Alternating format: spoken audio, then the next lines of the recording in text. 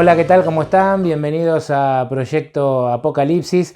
Es un gusto saludarlos en una nueva semana para seguir con nuestro proyecto, que es recorrer la Biblia, ¿no? Arrancamos hace un año exactamente desde el libro de Génesis en el capítulo 1 y hoy estamos terminando el libro de Éxodo, ¿no? Es un programa por semana, así que a lo largo de 52 episodios aproximadamente hemos recorrido todo el Génesis y hoy culminamos también la recorrida por el libro de Éxodo. Proyecto Apocalipsis porque esa es nuestra meta, ¿no? Es seguir recorriendo la Biblia hasta poder llegar en algún momento al libro de Apocalipsis. Recorrer la Biblia para sacar enseñanzas, para sacar instrucción, para sacar lo que el Señor nos ha dejado, ¿no? Escritas en las páginas de las Sagradas Escrituras, que son para nuestro bien, que son para mejorar nuestra vida, que son para aliviar nuestras cargas, que son para que podamos hallar paz, podamos hallar consuelo, esperanza, ¿no? Así que ese es el propósito también que buscamos obviamente al hacer esta recorrida. Como les decía hoy, justo en el año que estamos cumpliendo como Proyecto Apocalipsis, vamos a cerrar el estudio del libro de Éxodo. Nos quedaban 5 capítulos para terminar, desde el 35 hasta el 40, que es lo que vamos a comentar a grandes rasgos en este video. Les recordamos también la importancia de que ustedes en lo posible puedan tener un ejemplar de la Biblia en mano, ¿no? Mientras ven el video, para poder acompañar las lecturas de los textos y también para después poder quizás interiorizarse o profundizar, ¿no? En alguno de los temas que nosotros mencionamos aquí. Algunos los desarrollamos, en otros simplemente damos un disparador, ¿no? Para que después ustedes puedan profundizar en el estudio. Vamos a comenzar. Éxodo capítulo 35, entonces, en el versículo 1, arranca hablando de la santidad del sábado, ¿no? Y después, a partir del versículo 4, habla de la colecta para el santuario. Cuando leí esto, digo, esto ya lo leí, ¿no? Entonces fui ahí unos capítulos anteriores y efectivamente, esto mismo Dios le había encargado a su pueblo después de que Moisés baja, ¿no?, del monte con las tablas de la ley, después de que Dios está dispuesto a tener un pacto con ellos y a habitar en medio de ellos. Dios da las instrucciones, recuerda las instrucciones del sábado que también están contenidas en los 10 mandamientos. Dios recuerda la importancia, ¿no?, de poder hacer esa colecta también para la construcción del santuario, para él poder habitar en medio de ellos. Pero claro, cuando Moisés baja se encuentra con el becerro de oro, ¿no?, capítulo que vimos hace algunas semanas atrás. Bueno, luego Dios les va a dar una segunda oportunidad, tal como desarrollamos la semana pasada, y ahora otra vez, ¿no? Ya restauradas las cosas, poniendo en práctica esta segunda oportunidad que Dios le daba al pueblo, que en realidad era mucho más que una segunda oportunidad, ¿no? Porque en el desierto ya Dios los había perdonado varias veces y le había dado oportunidades varias veces, ¿no? Pero bueno, eso es otra cuestión. Lo cierto es que Dios le repite las instrucciones sobre el sábado. Dios vuelve a pedir que se recolecte una ofrenda o fondos para poder, o elementos, ¿no?, para poder arrancar con la construcción de ese santuario donde Dios iba a habitar en medio de ellos. Y entonces en el versículo 10 dice: y todo sabio de corazón entre ustedes venga a ejecutar todo lo que el Señor ha mandado. Ese es el llamado, ¿no? Todo sabio de corazón entre ustedes venga a ejecutar todo lo que el Señor ha mandado. En realidad nos encontramos en estos textos con una linda enseñanza acerca de lo que en el Nuevo Testamento, nosotros quizá este tema lo tenemos mucho más familiarizado en el Nuevo Testamento, en los libros de Corintios, de Efesios, cuando habla de los dones espirituales, ¿no?, o de los dones y los talentos que Dios da a todas las personas para que puedan ser utilizados en su causa, en su obra, ¿no? Hay mucho para decir y para estudiar acerca de este tema de los talentos o dones espirituales o habilidades, ¿no?, que Dios da a las personas con el propósito de que sean utilizados para su causa. Bueno, acá nos encontramos con un lindo tema, ¿no? De pronto acá en Éxodo 35 tenemos un lindo tema acerca de los talentos o los dones que Dios da a las personas para que sean utilizados en su causa, ¿no? En este caso puntual y concreto era para la construcción del santuario, ¿no?, el lugar donde Dios iba a habitar en medio de su pueblo. Por eso vuelvo a leer el versículo 10, dice: todo sabio de corazón entre ustedes venga a ejecutar todo lo que el Señor ha mandado, ¿no? Y ahí lo detalla, el santuario, su tienda, vuelve a mencionar cada una de las partes y de los muebles, ¿no? Del santuario, tema que nosotros ya vimos en capítulos anteriores. Y entonces en el versículo 22 dice, y vinieron tanto hombres como mujeres, todo voluntario de corazón, y trajeron cadenas y zarcillos, sortijas, brazaletes y toda clase de joyas de oro. Y todos trajeron una ofrenda de oro al Señor. Dice luego, para sintetizar en el versículo 29, de los israelitas, tanto hombres como mujeres, todo el que tuvo corazón generoso para traer para la obra que el Señor había mandado, por medio de Moisés, trajo ofrenda voluntaria al Señor. Y acá remarca varias veces la palabra voluntaria, ¿no? La ofrenda nunca es el propósito de Dios que sea obligada, ¿no? Dios no obliga a nadie a llevar ofrenda a su causa. Dios no obliga a nadie a tener que cumplir con algún requerimiento económico, ¿no? La ofrenda es voluntaria. Y la ofrenda, como bien se menciona y se desprende del contexto de lo que estamos leyendo, no solamente se refiere a una ofrenda monetaria, ¿no? A una ofrenda que uno puede entregar o a dinero, ¿no? Que uno puede entregar para la causa de Dios, sino que acá está hablando también de los dones y talentos que Dios dio a las personas y que también esas personas eran llamadas, ¿no? A acercarse y desarrollar esos dones y talentos, ¿no? Por ejemplo, en el versículo 30 dice, Moisés dijo a los israelitas, miren, el Señor ha nombrado a Bezalel, hijo de Uri, hijo de Ur, de la tribu de Judá, y lo ha llenado del Espíritu de Dios en sabiduría, inteligencia, ciencia y maestría, para proyectar diseños, para trabajar en oro, plata y bronce, en obra de piedras para engastar, en obra de madera y en toda invención ingeniosa. Y ha puesto en su corazón el don de enseñar, así como a Oholiab, hijo de Ahisamac, de la tribu de Dan, y los ha llenado de sabiduría para que hagan toda obra de arte, de invención y de bordado, en azul púrpura, carmesí, ¿no? O sea, acá Dios estaba llamando a estas personas a prestar un servicio para su causa. Algunos lo hacían a través de una ofrenda, podríamos, dicho en términos actuales, de una ofrenda monetaria, ¿no? Algunos llevaron oro, más allá de que el oro después era el metal utilizado, ¿no? En varias partes del santuario, no era un bien para ser cambiado, sino que era para ser utilizado allí en la construcción del santuario, pero podríamos decir que algunos fueron llamados a dar cosas de valor, ¿no? Oro, plata, pieles, madera de buena calidad, y otros fueron llamados a desarrollar los dones, ¿no? Que Dios había otorgado. Y acá los detalla muy bien, ¿no? En el ejemplo de Bezalel, dice que Dios le dio la sabiduría, la inteligencia, la ciencia y la maestría. ¿Para qué? Para proyectar diseños, ¿no? Dice, para trabajar en oro, plata y bronce. También le dio el don de enseñar, dice más adelante. Y también le dio sabiduría, dice, para que haga toda obra de arte y de invención. Cuán amplio es el servicio que se puede prestar a la causa de Dios. Acá está hablando de algo concreto, ¿no? Que era la construcción de ese santuario móvil, ¿no? Allí en el desierto.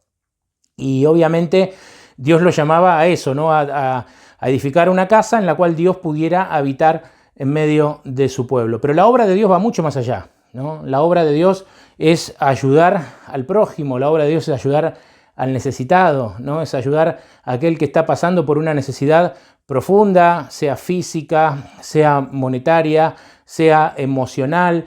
La obra de Dios es muy amplia, ¿no? Dios dice, en cuanto lo hiciste a uno de estos mis hermanos más pequeños, a mí me lo hicisteis, ¿no? O sea que la obra de Dios no se... Si bien hoy estamos estudiando puntualmente el caso del santuario, pero la obra de Dios no se lleva solamente al tema de edificar un templo, ¿no? La obra de Dios tiene siempre como eje principal a las personas, ¿no? El poder sustentar necesidades físicas, mentales, espirituales de las personas.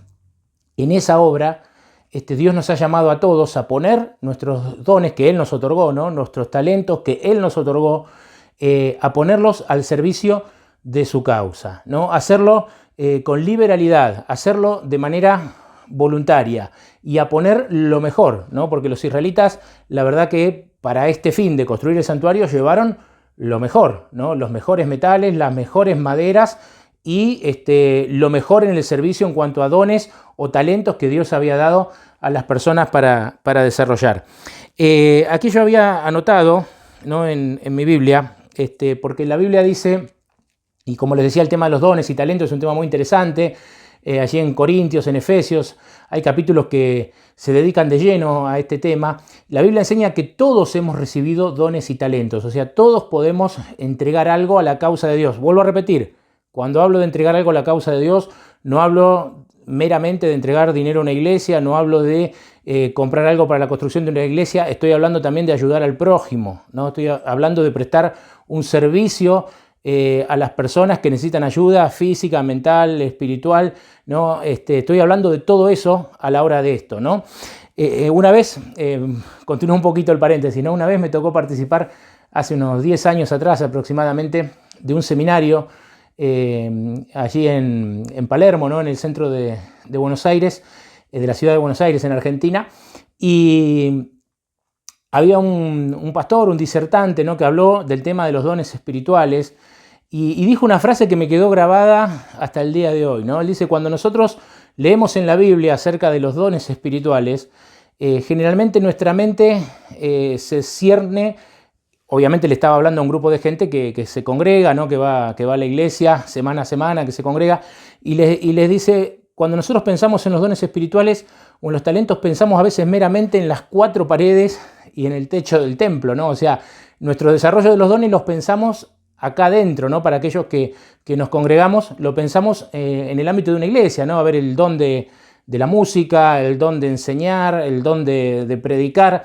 Y él dice algo que es muy interesante, él dijo, los dones y los talentos van mucho más allá de las paredes de la iglesia, ¿no? Dios nos llamó a cada uno como cristianos a desarrollar nuestros dones y talentos otorgados por Dios para beneficio de las personas en el ámbito donde nos desarrollamos, o sea, no solamente adentro de una iglesia, ¿no? Sino en la comunidad, en el trabajo, en el lugar donde estudio, con mi vecino, con mi vecina, y de múltiples maneras, ¿no? El don espiritual no solamente saber cantar, saber predicar, saber enseñar, está el don de saber atender a aquel que tiene una necesidad, está el don de saber escuchar, está el don de saber recomendar, una alimentación saludable, está el don de poder contener a una persona que está pasando por una crisis. Hay muchos dones, ¿no? Por eso, cuando leí este texto y vi que claramente, ¿no? Se refiere a estos dones de este personaje, ¿no? Bezalel, que no es muy conocido en la Biblia, pero qué interesante que es estudiar, ¿no? Cómo Dios a él le dio sabiduría, dice, en arte, ¿no? El arte puede ser un don espiritual, el arte puede ser un don espiritual. El proyectar diseños es un don espiritual. Bueno, aquí dice que evidentemente el proyectar diseños puede ser un don espiritual, ¿no? Así que la pregunta que quería hacer antes de este paréntesis que abrí es, partiendo del punto de vista que todos tenemos dones o talentos que Dios nos ha otorgado y que nos llama a volcarlos en beneficio de nuestro prójimo, la pregunta es, ¿al servicio de quién están hoy nuestros dones y talentos? ¿No? Que tenés un don o un talento es algo seguro, eso no se puede negar y la Biblia lo dice. Ese don o talento puede tener múltiples formas, ¿no?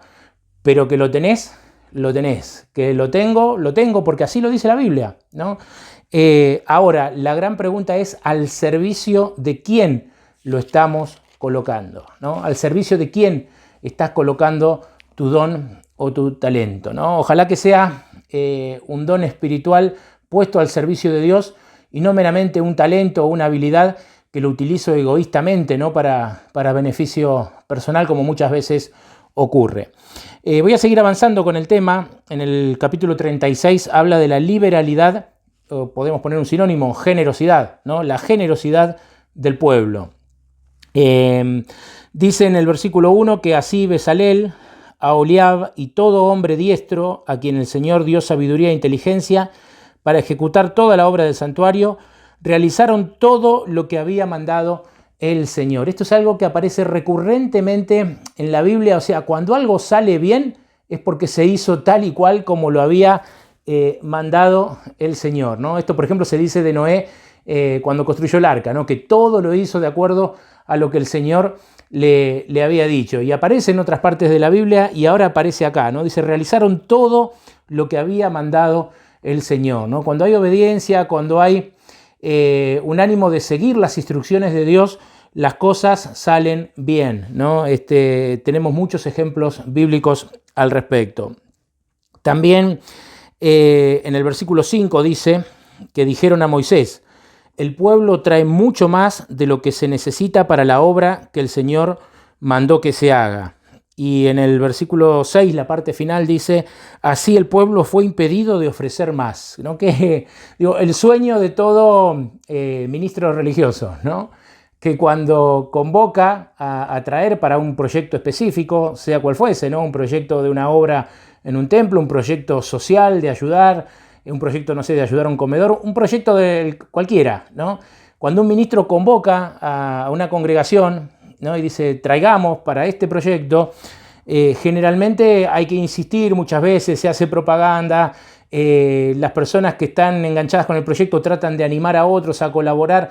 Bueno, acá se cumplió el sueño de todo ministro, ¿no? Porque dice que el pueblo fue impedido de ofrecer más, o sea, hubo tanta respuesta por parte de la gente que le tuvieron que decir, ya está, con esto ya es suficiente, ya está, no traigan más, ¿no? Qué bueno esta respuesta, ¿no? del pueblo. El capítulo 37 dice que Bezalel hizo el arca de madera de acacia, el arca donde iban a estar guardados en el lugar santísimo, ¿no? Del santuario celestial. ¿Se acuerdan que estudiamos del santuario terrenal, ¿no? En este caso, que es una copia del santuario que está en el cielo, ¿no? Que ese es un tema que estudiamos. El arca que estaba en el lugar santísimo, ¿no? Del santuario, de este tabernáculo que iban a construir allí en el desierto, que siglo después iba a ser el templo de Salomón, y que la Biblia estudiamos y dice muy claramente es una copia de un verdadero santuario que está en el cielo. No, bueno, en el lugar santísimo de ese santuario estaba el arca, ¿no? Iba el arca que contenía, entre otras cosas, y principalmente los 10 mandamientos, ¿no? Las tablas con los 10 mandamientos. Bueno, el arca fue hecha, dice, de madera de acacia. Yo estuve ahí buscando un poquito las características de la madera de acacia porque lo repite mucho en estos capítulos, que varias de las cosas se hicieron con madera de acacia. Bueno, la madera de acacia dicen que es una de las maderas más resistentes, más durables, y también es una de las mejores maderas porque es inmune a los hongos, a los insectos, al deterioro, ¿no? Entonces no es de extrañar que hayan elegido esta madera para la construcción del arca, ¿no? En la cual dice también la cubrió de oro puro, ¿no? También en el versículo 7 dice, hizo también los 2 querubines de oro. En el versículo 10 dice, hizo también la mesa de madera de acacia. En el 11 la cubrió de oro puro. O sea, varias veces aparece madera de acacia, oro, ¿no? Las telas más finas, o sea, todo eso es mencionado en la construcción de este tabernáculo. Lo cual nos enseña un principio. Para Dios, lo mejor, ¿no? Vale para cosas materiales y vale para cosas espirituales, pero el principio es para Dios lo mejor. Si es algo para su casa, lo mejor.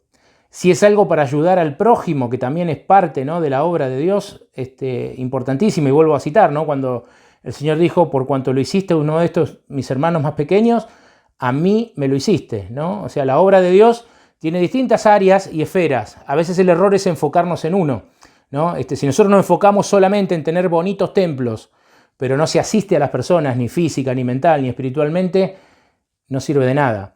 Si nosotros tenemos una gran tarea social, ¿no? En la calle, con las personas, está muy bueno, es una gran obra y es la principal que tenemos que hacer, no hay duda de eso, pero eso no justifica también que muchas veces nuestros templos estén arruinados o que nuestros templos, si invitamos a alguien y, perdonen de la manera que lo voy a decir, ¿no? Pero nuestros templos dan pena, ¿no? Decir, ¿cómo puede estar esto? Esta es la casa de Dios. O sea, hay que tener un equilibrio en todo esto, ¿no? O sea, la casa de Dios debe estar bonita, debe estar arreglada, debe estar limpia por sobre todas las cosas, debe estar bien adornada y debe ser un lugar agradable porque es el lugar de culto, es el lugar donde nos encontramos con Dios. Ahora, por otro lado, enfocarse 100% en eso y olvidarse de la tarea principal, que son las personas, ¿no? El ser humano que tengo a mi lado, es un grave error, ¿no? Entonces en esto debe primar el equilibrio, así lo presenta la palabra de Dios, ¿no? En esto debe primar el equilibrio. Y entonces, sea que me esté abocando a tener linda la casa de Dios, el templo, o sea que esté ayudando a una persona, lo mejor, ¿no? O sea, si voy a donar algo para el templo, lo mejor que esté a mi alcance, obviamente, ¿no? Pero lo mejor, algo presentable, algo lindo, algo agradable. Si me estoy abocando a ayudar, por ejemplo, a una persona que tiene necesidad, también aplica el mismo principio, lo mejor. Y voy a dar un ejemplo muy, muy sencillo, ¿no? Que hasta por ahí puede parecer en algún punto como que no tuviera que ver con el tema, pero déjenme decirlo para que se entienda claramente, ¿no? Si en el proyecto que me estoy abocando es ayudar, no sé, a un comedor, ayudar a una persona, ayudar a una familia que está pasando un momento de necesidad, el paquete de fideos que le voy a entregar a esa familia en ayuda tiene que ser de la misma marca del que yo utilizo en mi casa, ¿no? ¿Por qué? Porque se lo estoy haciendo a uno de esos más pequeños y Dios dice, me lo estás haciendo a mí, ¿no? Cuando, vamos a parafrasear esto, ¿no? Cuando Dios, en vez, o sea, ilustrado en la persona, ¿no?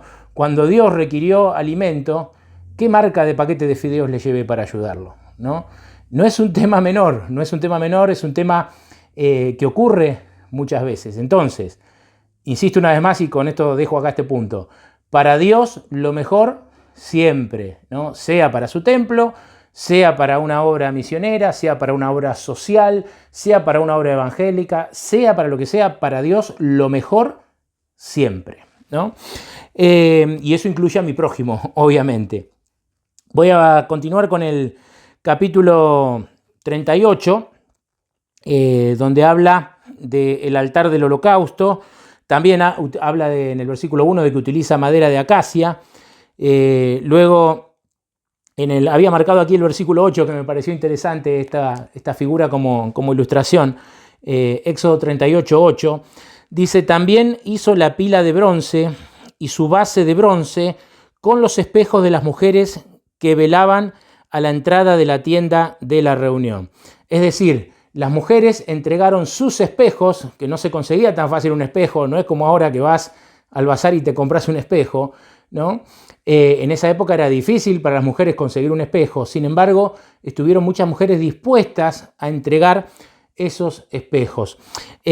Para que nadie piense que este puede ser un ejemplo machista, ¿no? O sea, los hombres también nos miramos al espejo, el hombre también se mira al espejo, no solamente las mujeres, ¿no? Es verdad que en la sociedad tienen más fama de estar más tiempo frente al espejo las mujeres, pero hay muchos hombres que también, ¿no? Nos sorprenderíamos si supiéramos de muchos hombres que también pasan mucho tiempo frente al espejo.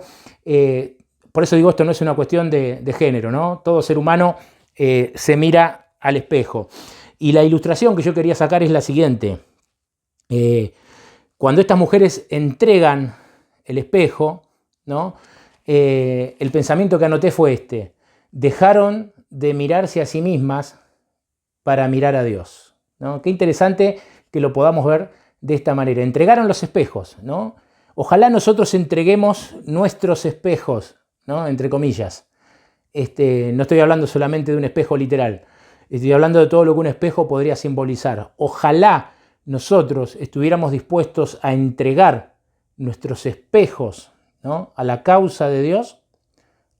Y vuelvo a reiterar, cuando digo la causa de Dios me refiero a todo, completo, ¿no? El servicio al prójimo, la parte edilicia, me refiero a todo, ¿no?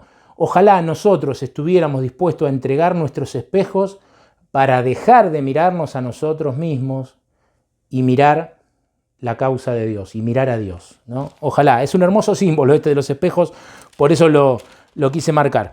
En el capítulo 39 habla todo de la vestimenta de los sacerdotes, ¿no? Yo recién les decía, y tal como lo estudiamos algunos capítulos atrás, este tabernáculo, este santuario móvil allí en el desierto, que después, más adelante, siglos después, se iba a transformar en el templo en Jerusalén, y que claramente la Biblia, tanto en Éxodo como en el libro de Hebreos, lo dice de una manera absolutamente clara, era una copia, una figura de un verdadero templo que está en el cielo, y todo lo que se hacía era como una pequeña réplica, ¿no? Como una réplica a escala, diríamos hoy, del verdadero tabernáculo o templo que está en el cielo. Bueno, así como cada uno de los utensilios, cada una de las partes era una copia, la vestidura del sacerdote también se entiende que es una copia de la vestidura sacerdotal del verdadero sumo sacerdote que nos presenta la Biblia en el libro de Hebreos, que es nuestro Señor Jesucristo y que es quien está ministrando en el santuario celestial, ¿no? Acá ministraban estos sacerdotes de la casa de Aarón, que eran una figura, una sombra del verdadero sumo sacerdote que está en el cielo y que es nuestro Señor Jesucristo y que accedió a ese lugar después de la cruz, después de haber resucitado y demás, ¿no? Ahora, entonces con esto podemos concluir que la vestimenta sacerdotal, o mejor dicho, el sacerdote se tenía que vestir con una vestimenta acorde que era la vestidura verdadera de Cristo, ¿no? Que Cristo iba a utilizar en el santuario celestial. Dicho de un término más sencillo, el sacerdote para ministrar en el santuario se tenía que vestir de Cristo, ¿no? Y eso es a lo que yo quería llegar para compartir una breve reflexión o sacar también una breve reflexión espiritual de todo el capítulo 39. Dios dijo que somos un reino de sacerdotes y gente santa. El propósito de Dios se lo dijo a Moisés en el monte, lo dice en el Nuevo Testamento. El propósito de Dios es que cada hijo suyo, que cada cristiano sea una especie de sacerdote o rey, entre comillas, que represente el reino de Cristo, que llame a las personas y que las invite a integrar el reino de Cristo. Para hacer eso es imperativo que nos vistamos de Cristo, ¿no? ¿Cómo me visto de Cristo? No como la casa de Aarón, que se ponían literal, ¿no? Una vestimenta, una ropa acorde a la que Cristo iba a usar en el santuario celestial. Yo me visto de Cristo a través de la fe, a través de aceptar a Jesús como mi Salvador personal, ¿no? Cuando yo acepto a Jesús como mi Salvador personal, me arrepiento, ¿no? de mis pecados, me arrepiento de una vida lejana de Dios, me arrepiento de una vida separada de Dios y digo, a partir de hoy quiero vivir una vida con Cristo, ¿no? Que cada instante Cristo esté presente en mi corazón y en mi vida, en mis acciones. Bueno, ahí nos vestimos de Cristo, ¿no?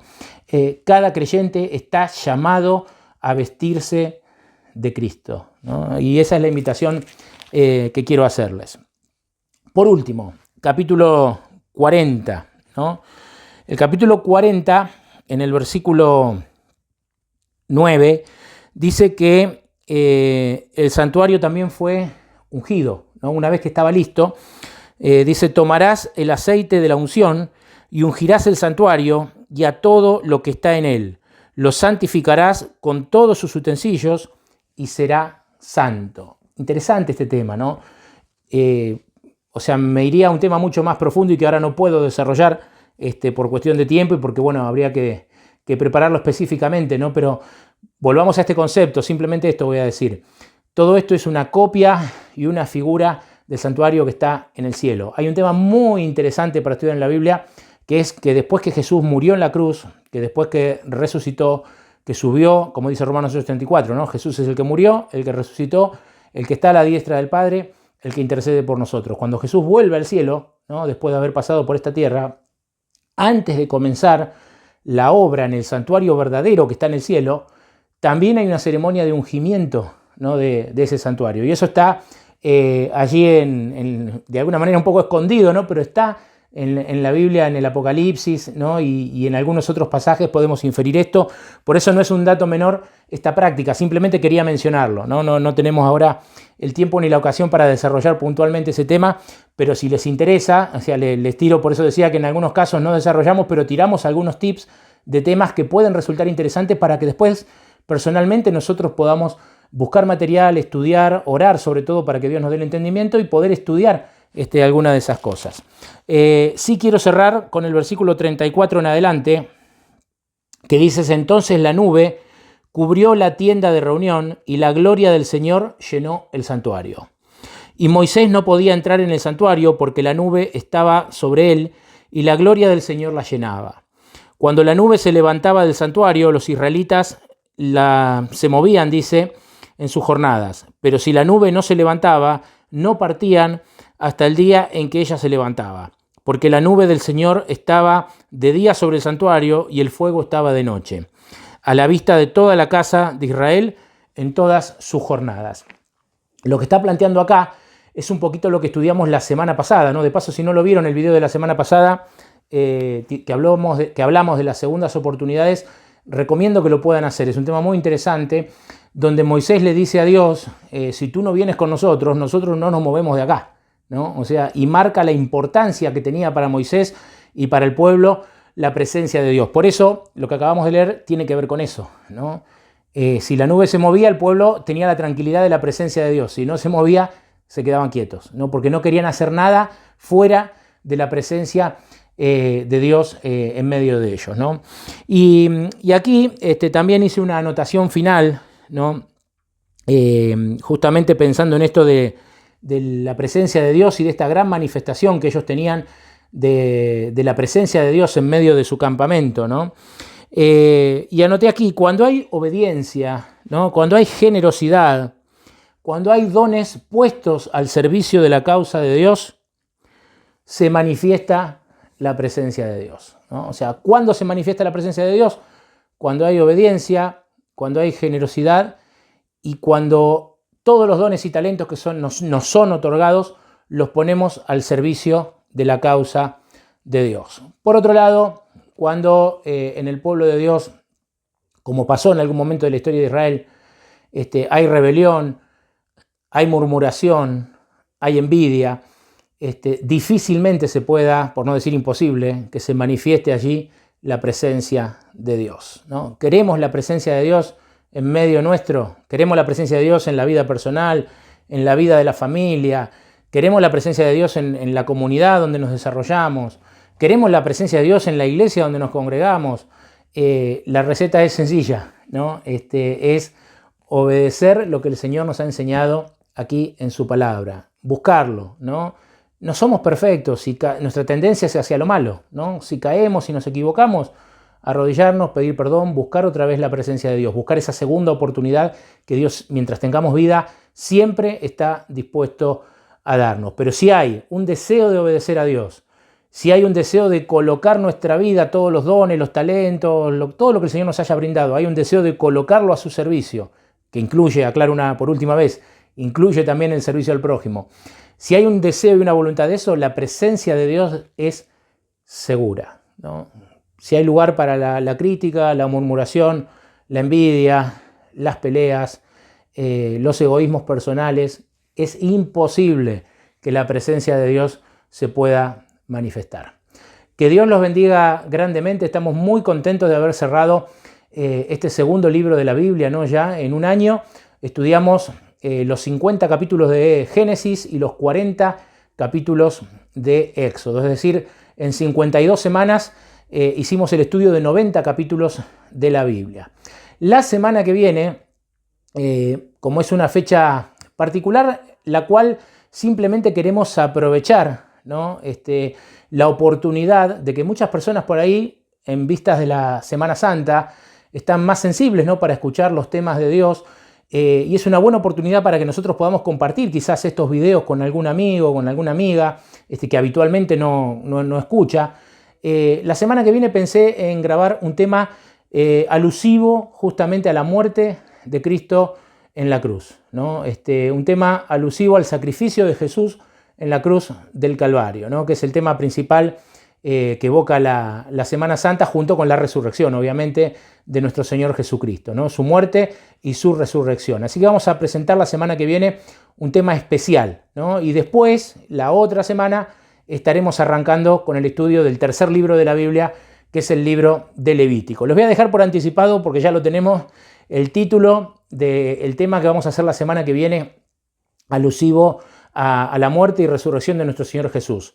El título que hemos puesto es El problema de los tres cuerpos, ¿no? Ese es el título que hemos elegido, el problema de los tres cuerpos. Y obviamente, ya se habrán dado cuenta, la alusión es a esos tres cuerpos que estaban sobre la cruz, ¿no? Aquel viernes allí en las inmediaciones de Jerusalén, ¿no? Había tres cuerpos sobre la cruz. Y el título que hemos elegido es El problema de los tres cuerpos. Así que los invitamos la semana que viene también para no perderse ese nuevo video. Que Dios los bendiga, que tengan una hermosa semana junto a sus seres queridos.